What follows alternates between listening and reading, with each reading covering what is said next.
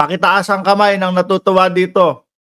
Pakitaas ang kamay ng mga nagsasabi kanina na ipadala na sa US yan para mabawasan ang problema ng Pilipinas. O mga kababayan, ine-expect na po ng Department of Justice, no, na darating na po yung request ng Estados Unidos, no? O request ng FBI na si Darth Vader po o aka Batman.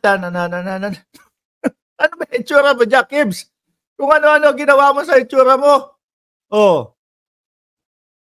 Bakit hindi po ni-request, no? Lagyan nung nakasulat dito sa ibabaw, Agila. Oh, ba't wala? Ayaw na. Nilalagyan daw po kasi ng nokma. Pinapalitan daw po kasi ng nokma. Basahin natin tong balita na ito. Manila, Philippines. The United States may soon lodge a formal request. Kayo, DOJ, ha? Napaghahalataan kayo. Hindi pa sumusulat. Mas excited pa kayo doon sa susulat, ha?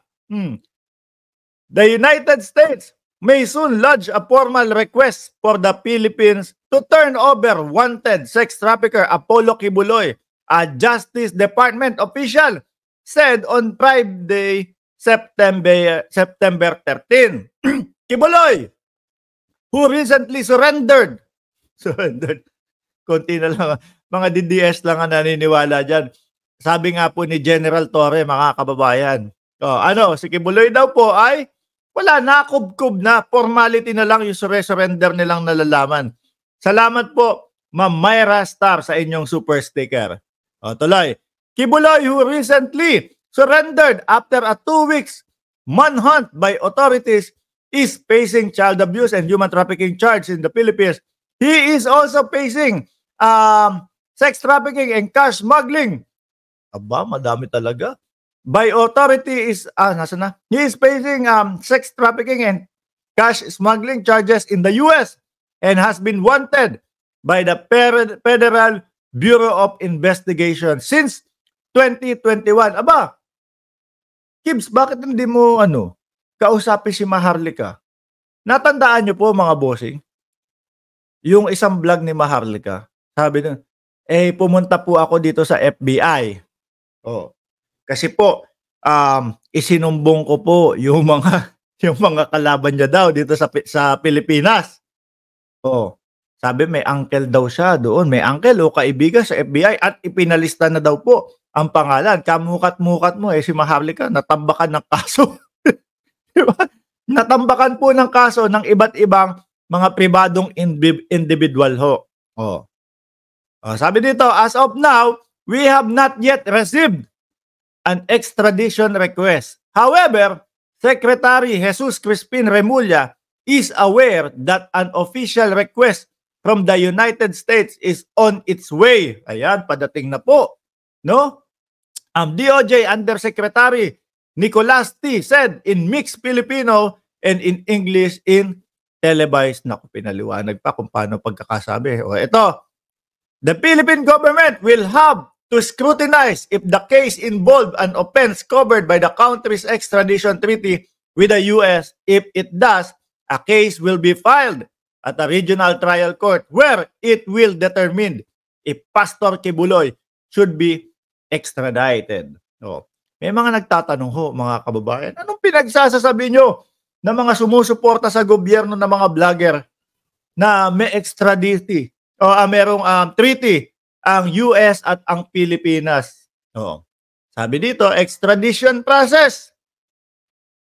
Extradition is a formal procedure where one country transfer an individual to another jurisdiction where they are accused or convicted as a crime. The process in the Philippines is governed by Presidential Decree number 1069 of the Philippine Extradition Law.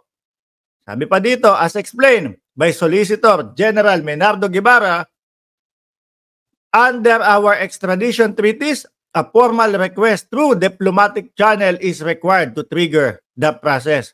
Sino daw po yung may mga treaty sa atin, mga kababayan?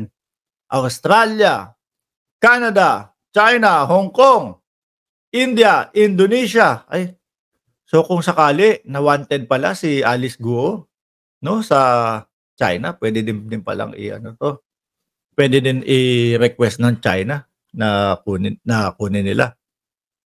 Nasa ilalim po, ayan, ilalim na ilalim, United States po. Naku po. Mag-iiyakan na naman. Yung mga bagong ano, yung mga bagong alagad ni Kibuloy, aka mga DDS. Oh. Ba't hindi kayo sumasanib doon sa Kojik? No, kaysa iyak kayo ng iyak dyan, eh, pangatawanan nyo yung pagsuporta nyo kay Kibuloy. Sumanib na din kayo sa Kojik. Oh. Nang maranasan nyo, magbenta ng OTAP. Hindi puro comment. Hindi kayo puro comment ng comment. Di ba? Paano yan mga sir? Pag ipinadala ito, request pa naman po nung mga kababayan natin. No? Request pa naman nung mga kababayan natin, eh masyado nang madaming problema ang Pilipinas. Pag nag-request na ang Estados Unidos, eh ibigay na agad yang si Kibuloy. Nako.